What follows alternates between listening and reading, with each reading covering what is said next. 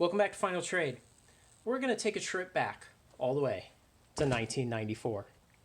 This is Fleer Ultra X-Men from 1994. Now, I was in 5th grade when these came out, and we would play and trade with them. We would ride bikes to kids' houses after school and trade in their garages. And I managed to put together this complete set at the time in 5th grade. I almost finished it before the year was out, and the summer between 5th and 6th grade, I finished it because the cards were going out of print, so it was good timing. And then I just got this out recently, decided to look at it. Here's some random insert from some magazine at the time advertising some new, probably really expensive cards for 1995. Pretty cool, eh? But I just wanted to talk about these, look at them, talk about the history of them, and talk about maybe a little bit on the investment side of them. It's kind of a weird thing. So, these are going on, 94 to 2021. So what's that, 27 years old now? And the reality is they're pretty much worthless. You can go on eBay today and you can find complete sets, all 150 cards at auction, and they'll be going for $30-$40 for the whole set. And the conditions are going to be mixed. Most people aren't really worried about grading these cards, because if you look on eBay and you say, what are the sale prices for completed sales, that is, for graded cards? Well, it's usually under $10. And what can you get a new sealed box of these for today in 2021? Completed auctions, about $180 shipped. So there's just not any money here. It's really interesting, though, because you would think after all these years, after 27 years, that there would be people who would be interested in this, that there would be enough people vacuuming up the supply for the nostalgia in order to reduce the amount on the market and get the prices to go up. But it just doesn't happen. And it's really surprising to me. I remember how popular these cards were at the time, but, that it just hasn't lasted. It hasn't translated into any gains. Imagine if you bought that box for $30 or $40 or whatever the distributor level price was in 1994, and you've held on to it for 27 years and it's only gone up 5x. It would have been nearly the worst investment ever. But that's the reality. And when you back out what inflation has been since then, it looks even worse, inflation adjusted. Now, these had a lot of cool inserts and chase cards. The Fatal Attraction cards, 6 of those. I know kids we all went nuts over these things. Oh man, I even have them sleeved inside the binder page.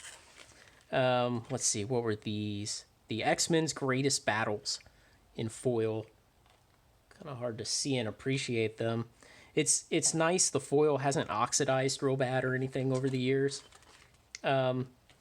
These special subset ones, these were interesting because the main way to get these was by buying shirts at Walmart and Target. Like, you would buy an X-Men shirt and it would have one of these cards stapled to the tag.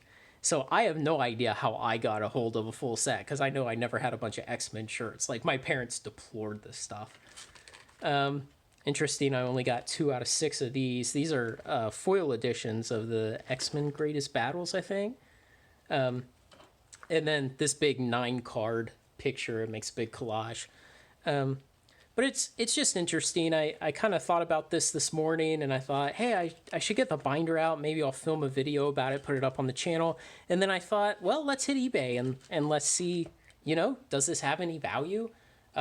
Maybe I'll just get a sealed box to put up on a shelf just so I can look at it and kind of remember the nostalgia and that time in my life. But, even, I saw a Cyclops card on there being sold individually. It was like $15. And who knows if it'll even sell at that price. But I saw individual graded cards of, random bozo from the set.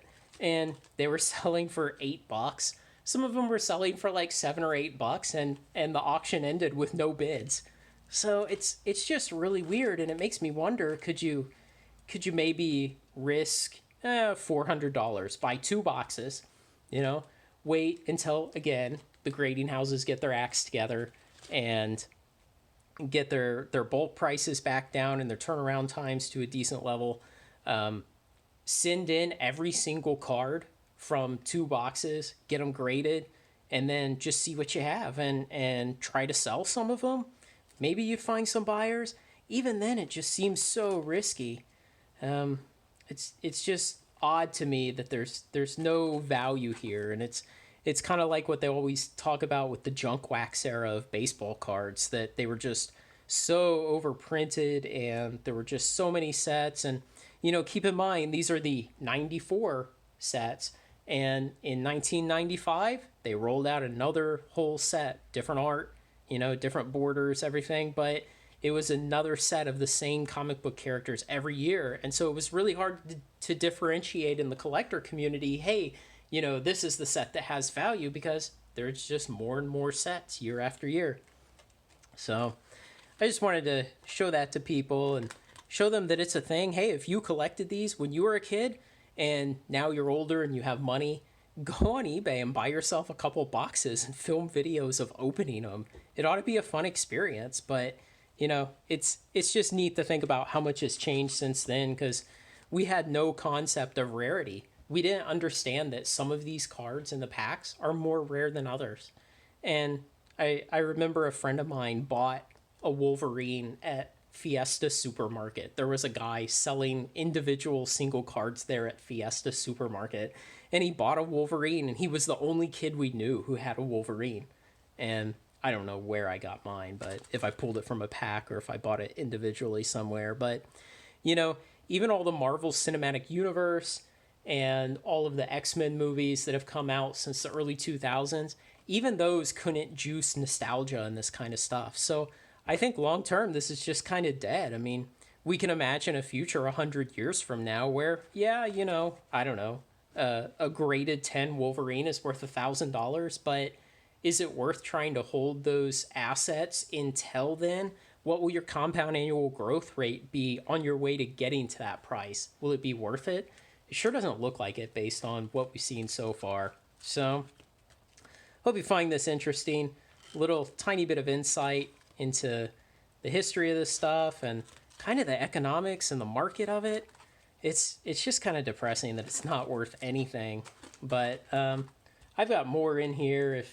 If y'all are interested in seeing it, let me know. I'll make some more videos about the later stuff. But I just wanted to go over kind of the 94 Fleer Ultra X-Men stuff right now, and let you know there's really no reason to invest in it. There's not really a good case. So if you like that kind of thing, if you enjoy Final Trade, leave a comment, like, and subscribe, share it with your friends. Thanks a lot.